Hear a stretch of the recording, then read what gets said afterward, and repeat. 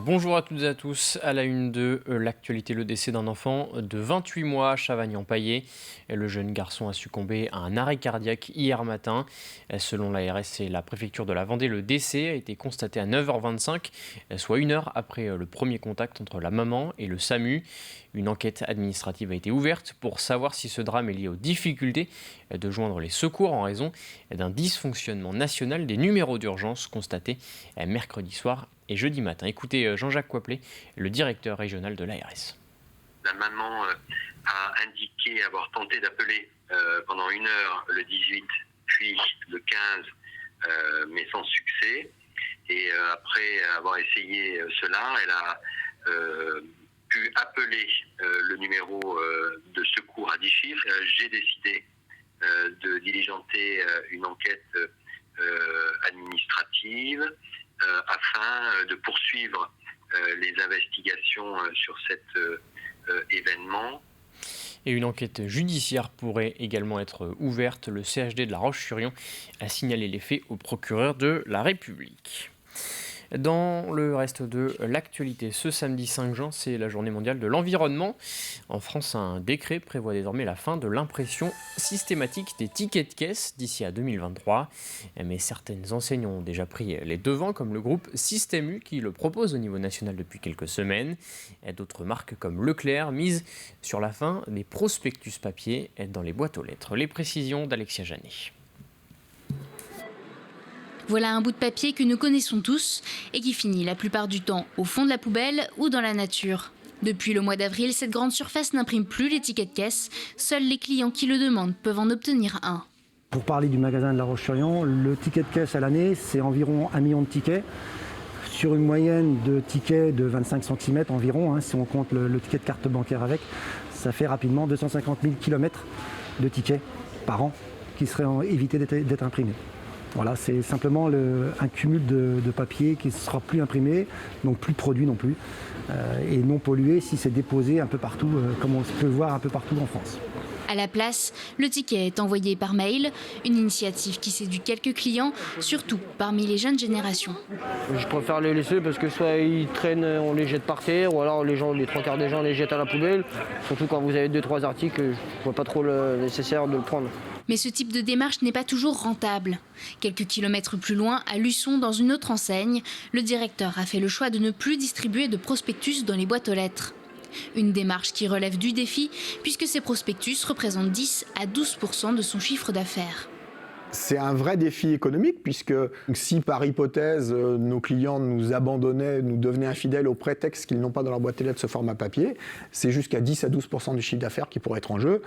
Si tout le monde persiste, si tout le monde met autant d'hésitation à arrêter la distribution du prospectus, c'est que pour les distributeurs, c'est le schéma idéal. C'est à moindre frais, on va contacter en masse un maximum de consommateurs. C'est vraiment le moyen le plus économique d'aller toucher les consommateurs. Et s'il s'agit d'un premier pas vers une consommation plus responsable, ce directeur en est conscient. Ça ne suffit pas, c'est un élément supplémentaire à un ensemble de dispositifs. La consommation de masse, elle est ce qu'elle est, mais on se dit qu'on peut maintenir une consommation de masse, rendre accessible un maximum de produits au meilleur prix pour tout le monde, en essayant de diminuer les impacts moins vertueux de nos types d'activités. Aujourd'hui, les grandes surfaces se concentrent sur la diminution de leur production de papier. Le défi de demain sera de réduire leur empreinte carbone liée au numérique. Au chapitre économie, les artificiers vont pouvoir reprendre du service cet été. Le gouvernement a décidé cette semaine d'autoriser les feux d'artifice sans jauge et sans passe sanitaire, mais les préfectures pourront prendre des mesures plus restrictives selon l'évolution de l'épidémie. Pour la société Jacques Couturier, qui réalise plus d'une centaine de spectacles par an, c'est une très bonne nouvelle pour l'activité, mais il faut désormais répondre à la demande à quelques semaines du 14 juillet. Explication, Marie-Aimée Copletre. C'est dans cet hangar que se préparent les feux d'artifice de la société Jacques Couturier. Les milliers de mortiers sont emballés, direction Toulon ou encore les Sables d'Olonne. Les syndicats des artificiers ont négocié récemment avec le gouvernement. Selon le centre ministériel de crise, les spectacles ne sont pas annulés cet été. Les services du Premier ministre ont décidé que les feux d'artifice pourraient avoir lieu sans jauge, sans passe sanitaire, en respectant toutefois les gestes barrières. Il y a un petit bémol, c'est que les préfets pourraient modifier en cas d'aggravation de l'épidémie. Mais sinon, c'est la porte ouverte à des feux d'artifice partout en France pour cet été. Et ça, c'est la meilleure nouvelle qu'on pouvait avoir à cette époque-là. Par anticipation, Jacques Couturier et son équipe de 25 salariés organisaient depuis plusieurs semaines les feux d'artifice. Ils s'attendaient à ce que les feux ne soient pas totalement annulés.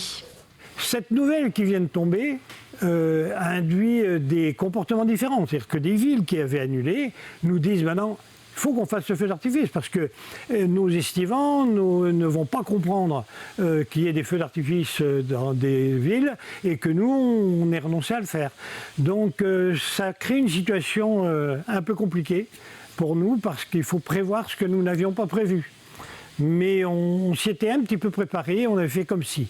Donc on saura répondre à la demande autant que faire se peut. Il s'agit aussi de garder des modes opératoires de préparation. On manipule de la matière dangereuse. Donc on ne peut pas préparer trop vite, n'importe comment, n'importe quoi. Même si de nombreux feux d'artifice avaient été prévus au mois de mai et juin, l'annonce est un soulagement pour l'équipe qui réalise chaque année des centaines de feux d'artifice. On est tous on attend ce moment-là depuis très très longtemps, donc là c'est vraiment un soulagement, même si on ne fera pas certainement une saison comme habituelle, mais déjà je pense qu'on va pouvoir se remettre les pieds à l'étrier et du coup là toute l'équipe et toute mon équipe, on est vraiment tous en effervescence et on sera prêts pour la fête nationale. Pour la fête nationale, en moyenne, 12 à 15 000 feux d'artifice sont tirés en France et les artificiers y réalisent 60 à 70% de leur chiffre d'affaires annuel. Un secteur économique important qui avait besoin de cette reprise. On termine ce journal avec ce chèque remis par la Fondation du patrimoine au Parc naturel régional du Marais Poitevin. Une subvention de 200 000 € qui permettra de planter 15 000 arbres en 3 ans. Touchés par la vieillesse et la calarose, une maladie du flétrissement du frêne, de nombreux arbres du Marais sont en effet menacés. On a ces frênes têtards qui sont en train de mourir les uns après les autres parce qu'ils sont atteints d'un champignon. Personne n'a envie de voir le Marais Poitevin sans cette cathédrale végétale en fait, qui fait son unicité. Et donc la Fondation du patrimoine mobilise des fonds. Ça fait plusieurs années que l'on travaille pour retrouver des espèces qui sont des espèces qui vont permettre de les remplacer, c'est-à-dire être taillées en tétard, garder la biodiversité et avoir cette qualité aussi de pouvoir maintenir les berges en place. Et donc il y a 9 espèces qui aujourd'hui répondent à cette possibilité et maintenant il faut les planter.